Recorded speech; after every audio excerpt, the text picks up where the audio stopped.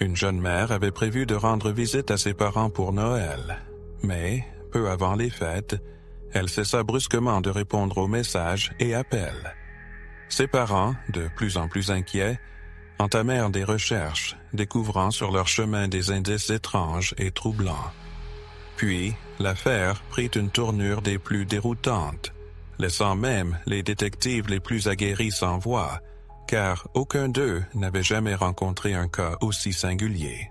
Finalement, pourtant, ces indices les menèrent à une résolution, et la vérité éclata enfin au grand jour. Melissa Wolfe est née le 9 septembre 1877 dans la petite ville américaine de Locust Grove, en Géorgie.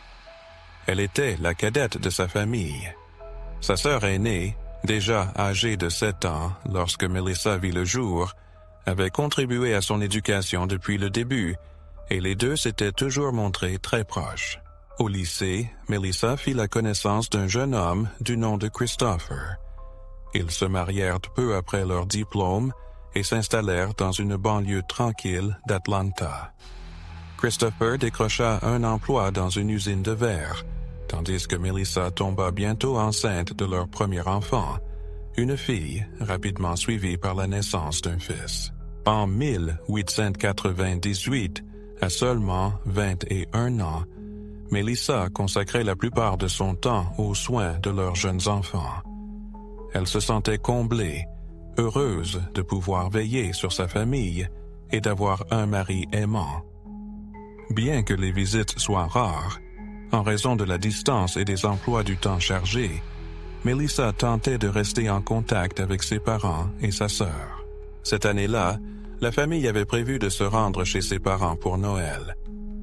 Aux alentours de Thanksgiving, Melissa téléphona à sa mère avec une demande spéciale. Elle souhaitait obtenir une vieille photo de famille où figurait son grand-père. Sa mère sélectionna avec soin quelques clichés des albums familiaux et se mit à attendre avec impatience la venue de Melissa et de ses petits-enfants. Mais Noël passa, et Melissa ne se présenta jamais. Au début, ses parents se dirent que le quotidien devait l'avoir accaparée. Avec 2 enfants en bas âge et un emploi à temps partiel dans un café local pour arrondir les fins de mois, elle avait effectivement fort à faire. Pourtant, il n'était pas facile de joindre Melissa. Elle n'avait pas de téléphone à domicile, et bien entendu, les portables n'existaient pas encore. Elle téléphonait à ses parents depuis la maison de ses beaux-parents ou celle d'un membre de la famille. Depuis son dernier appel à Thanksgiving, aucun signe de vie. Les parents décidèrent de lui laisser un peu de temps, mais quand elle oublia même de contacter sa mère pour son anniversaire, leur inquiétude se transforma en une peur profonde. Décidés à obtenir des réponses, ils se rendirent à Atlanta, où ils trouvèrent la maison de Melissa totalement vide. En interrogeant le voisinage, ils apprirent que la famille de Melissa avait déménagé peu après Noël. Mais personne ne semblait savoir où ils étaient partis. Cette découverte étrange n'avait fait qu'ajouter aux inquiétudes des parents de Melissa. Ils avaient du mal à croire qu'elle aurait déménagé sans les prévenir. Ils décidèrent donc de contacter les parents de Christopher et, par leur intermédiaire, réussirent à joindre Christopher lui-même. Ce qu'ils entendirent les laissa abasourdis. Christopher affirma que Melissa l'avait quitté en décembre et était parti en Californie pour commencer une nouvelle vie. Selon lui, il ne l'avait pas revue depuis ce départ. Les parents de Melissa furent bouleversés par cette explication. Ils ne pouvaient pas croire qu'elle aurait abandonné ses enfants, âgés seulement d'1 et de 2 ans. Quelque chose ne collait pas dans cette histoire. Ensuite, ils refusaient de croire que Melissa aurait disparu sans leur donner de nouvelles, ni même leur rendre visite. Pourtant, Christopher resta ferme sur sa version, sans fournir plus de détails. Frustrés et le cœur brisé, ses parents rentrèrent chez eux, bien décidés à explorer d'autres pistes pour retrouver leur fille. Pendant des mois, ils contactèrent amis et proches, espérant recueillir le moindre indice sur le sort de Melissa. Mais c'était comme si elle s'était évaporée. Au printemps 1899, la mère de Melissa tomba sur un article de presse inquiétant. La police d'Atlanta avait découvert une tête humaine, blanchie et soigneusement empaquetée, dans un endroit isolé près de la ville. Quelques jours plus tard, les enquêteurs trouvèrent 4 autres sacs contenant d'autres restes humains. La mère de Melissa fut horrifiée, d'autant plus que l'endroit se trouvait non loin de l'ancien lieu de travail de Christopher. Elle craignait que ces restes ne soient ceux de sa fille disparue. Cependant, la police parvint rapidement à identifier la tête comme étant celle d'un homme porté disparu. Soulagés mais toujours sans réponse, les parents de Melissa se retrouvèrent à nouveau au point de départ. Finalement, au début de l'année 1900, ils firent appel aux autorités, mais l'enquête n'apporta aucune nouvelle piste. Les détectives interrogèrent Christopher et semblèrent enclins à croire à sa version des faits. Melissa avait, selon lui, choisi de quitter sa famille pour recommencer sa vie, expliquant ainsi son silence total. L'enquête fut officiellement close, mais ses parents demeuraient sceptiques. Leur méfiance envers Christopher ne fit que grandir, car ils avaient conscience des tensions existant dans le mariage de leur fille.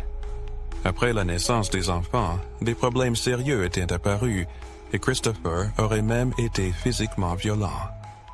À plusieurs reprises, Melissa s'était réfugiée avec ses enfants chez ses parents, mais elle finissait toujours par revenir, cédant aux excuses et aux supplications de Christopher.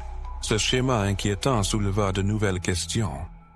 Pourquoi, se demandaient ses parents, si Christopher avait toujours cherché à la récupérer auparavant, n'avait-il rien fait cette fois-ci? Il n'avait ni tenté de contacter la famille de Melissa, ni déposé de rapport à la police. Il n'avait même pas essayé de la convaincre de rester. Un autre détail troublant selon Christopher était que Melissa serait partie sans emporter aucun de ses effets personnels, ni ses bijoux, ni même ses papiers d'identité. Ses parents trouvaient cela extrêmement suspect, mais sans aide de la police, ils se sentaient impuissants.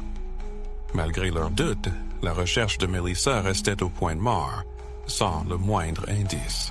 Les années passèrent sans nouvelles de Melissa. Mais en 1903, une révélation choquante changea enfin le cours de l'affaire.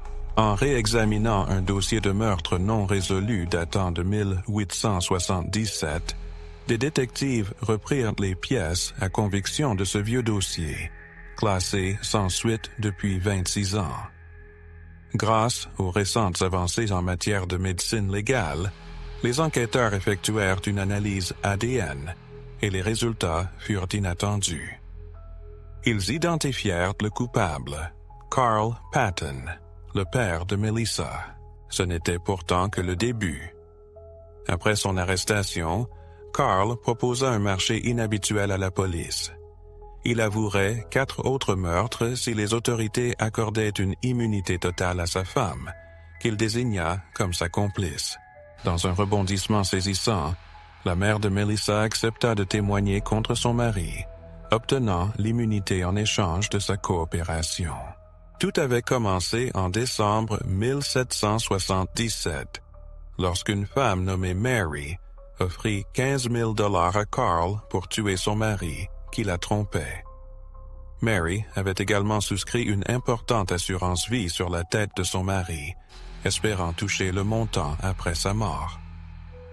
Carl accepta l'offre et recruta un ami pour l'aider. Ensemble, ils exécutèrent le meurtre. Cependant, la maîtresse du mari était aussi présente sur les lieux. Ils décidèrent alors de l'éliminer elle aussi. Ils jetèrent son corps dans la rivière et placèrent celui du mari dans une voiture abandonnée sur des rails de chemin de fer pour simuler un accident. Un mois plus tard, Carl apprit que son complice s'était confié à un ami et envisageait désormais de les dénoncer. Pour se protéger, Carl invita son complice chez lui et le tua, jetant son corps dans la rivière avec l'aide de sa femme, qui l'assista également dans le nettoyage de la scène du crime et du vent taché de sang. Des années plus tard, Carl avoua un 5e meurtre, affirmant que 5 ans auparavant, Mary lui avait offert de l'argent pour tuer son premier mari. Carl accepta ce contrat, ajoutant une nouvelle charge à son casier. À ce stade, la police le soupçonnait déjà d'être impliqué dans 5 meurtres et l'avait interrogé au sujet de la disparition de Melissa. Pourtant, Carl assura qu'il n'avait jamais fait de mal à sa fille. Les enquêteurs finirent par conclure que Carl disait probablement la vérité au sujet de Melissa, remarquant qu'il avait confessé de nombreux autres crimes sans hésitation. Carl exprima des remords pour ses actes, expliquant que c'était ce regret qui l'avait poussé à se dénoncer. Voyant là une opportunité, Carl demanda à rencontrer le détective en charge de son dossier, l'implorant d'enquêter sur la disparition de sa fille. « Vous m'avez attrapé, » lui dit Carl. « Alors je pense que vous pourriez retrouver ma fille. » Intrigué, le détective accepta. En se plongeant dans le dossier de Melissa, le détective se focalisa sur un détail étrange. 4 ans plus tôt, des parties de corps avaient été retrouvées dans des sacs près du lieu de travail de Christopher. La police avait d'abord supposé qu'il s'agissait d'un homme, mais le détective réalisa que cette hypothèse n'était fondée sur aucune preuve médico-légale. Face à l'avancée de la décomposition des restes, les enquêteurs décidèrent de procéder à une analyse ADN, d'autant qu'ils disposaient déjà d'un échantillon de l'ADN du père de Melissa. Les résultats confirmèrent leurs soupçons. Il ne s'agissait pas d'un homme, mais bien de Melissa. Avec cette découverte, la police reclassa l'affaire en homicide. L'examen médical révéla que le corps avait été démembré avec une scie électrique. Cependant, malgré des fouilles approfondies, le torse de la victime demeurait introuvable. Au cours de leur enquête, les détectives découvrirent plusieurs indices inquiétants. Ils apprirent qu'à l'époque de la disparition de Melissa, son compagnon, Christopher, avait été renvoyé de son emploi, suspecté de vol d'une scie électrique, du même type que celle utilisée dans le meurtre. La mère de Melissa révéla également que Christopher avait des antécédents de violence et un casier judiciaire. De manière troublante, il avait changé de nom peu après la mort de Melissa sans raison apparente. Bien que Christopher fût désormais le principal suspect, aucun élément concret ne le reliait directement au meurtre. Lors de son interrogatoire, il fournit des récits contradictoires, affirmant d'abord que Melissa avait un amant avec qui elle s'était enfuie, puis suggérant qu'elle était impliquée dans la vente de faux papiers et s'était cachée pour cette raison. Les détectives apprirent aussi que, peu après la disparition de Melissa, Christopher avait confié leurs enfants à des proches et n'avait maintenu que des contacts limités avec eux par la suite. Malgré ces découvertes inquiétantes, les autorités manquaient de preuves solides pour procéder à son arrestation. Ils obtinrent cependant un mandat de perquisition pour la maison où Melissa avait vécu, dans l'espoir d'y trouver des traces de sang ou d'autres indices médico-légaux. Les experts en criminologie ont minutieusement inspecté chaque recoin de la maison, prélevant des échantillons sur le sol et les surfaces. Cependant, les méthodes médico-légales de l'époque restaient limitées et n'ont révélé aucune preuve utile. Les enquêteurs n'avaient d'autre choix que d'archiver les éléments rassemblés, espérant que les technologies futures permettraient d'éclaircir l'affaire. Au fil des années, les détectives tentèrent à plusieurs reprises d'interroger Christopher pour découvrir de nouveaux éléments, mais le dossier resta classé sans suite. Entre-temps, le père de Melissa fut condamné à 5 peines de prison à vie consécutives, assorties de 20 années supplémentaires. Quant à Mary, celle qu'il avait engagée pour 2 des meurtres, elle mourut à la fin des années 1980, échappant ainsi à la justice pour sa participation. La mère de Melissa et sa fille aînée continuèrent sans relâche à réclamer justice, sollicitant les médias et la police, bien que leurs efforts progressèrent peu. Ce combat se poursuivit jusqu'en 2017, alors que la mère de Melissa espérait encore un dénouement favorable dans l'affaire de sa fille. 2023, elle décida de participer à un événement où se rassemblaient des passionnés de faits divers et des experts, dans l'espoir de recueillir de nouveaux indices. L'une des participantes, une criminologue nommée Cheryl McCollum, attira son attention, et la mère de Melissa choisit de l'approcher pour lui demander de l'aide. Elle lui raconta l'histoire de sa fille, ajoutant un détail qui choqua profondément la criminologue. « Mon mari a tué et je l'ai aidé. » Frappée par la gravité de cette révélation, Cheryl décida de se plonger dans l'affaire après l'événement. Elle prit contact avec les proches de Melissa et maintint même un lien avec le père de celle-ci, toujours emprisonné. Ce qui impressionna le plus Cheryl, c'était que, bien que le père de Melissa soit lui-même un meurtrier condamné, il semblait profondément tourmenté par l'idée que l'assassin de sa fille puisse ne jamais être traduit en justice. Au cours des années suivantes, Cheryl rassembla toutes les informations disponibles et en vint à la conclusion que le principal suspect n'était autre que le mari de Melissa, Christopher.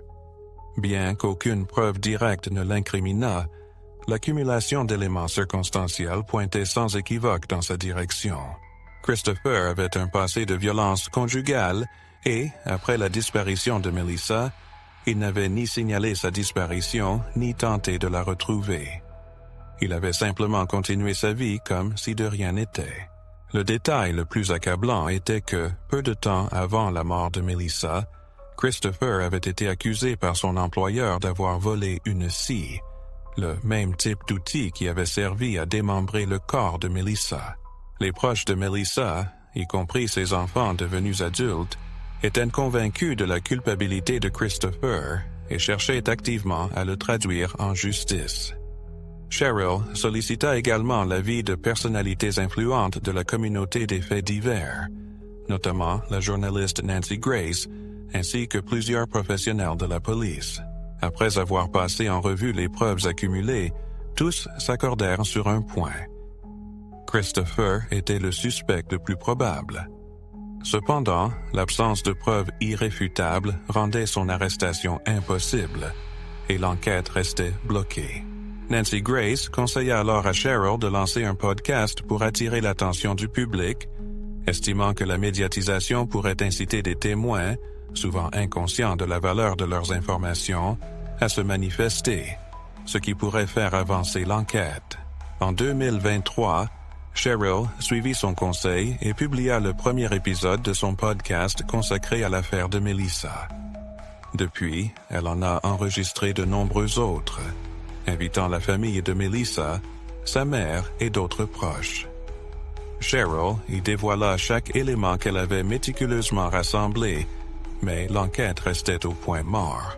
Cela dura jusqu'en avril 2024, quand une percée tant attendue se produisit.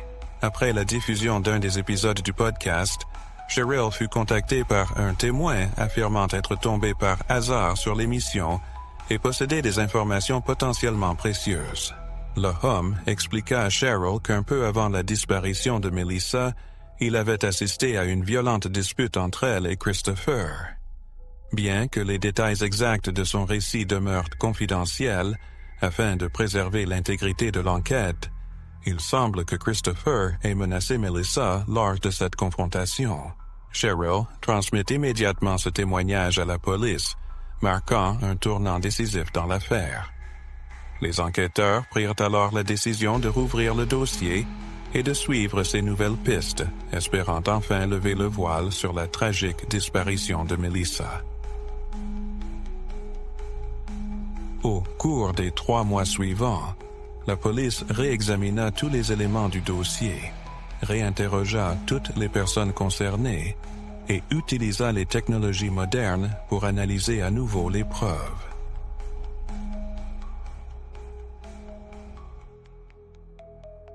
Les experts médico-légaux étudièrent les sacs contenant les restes de Melissa et analysèrent divers échantillons prélevés dans la maison où elle avait vécu avec Christopher, probablement le lieu du crime.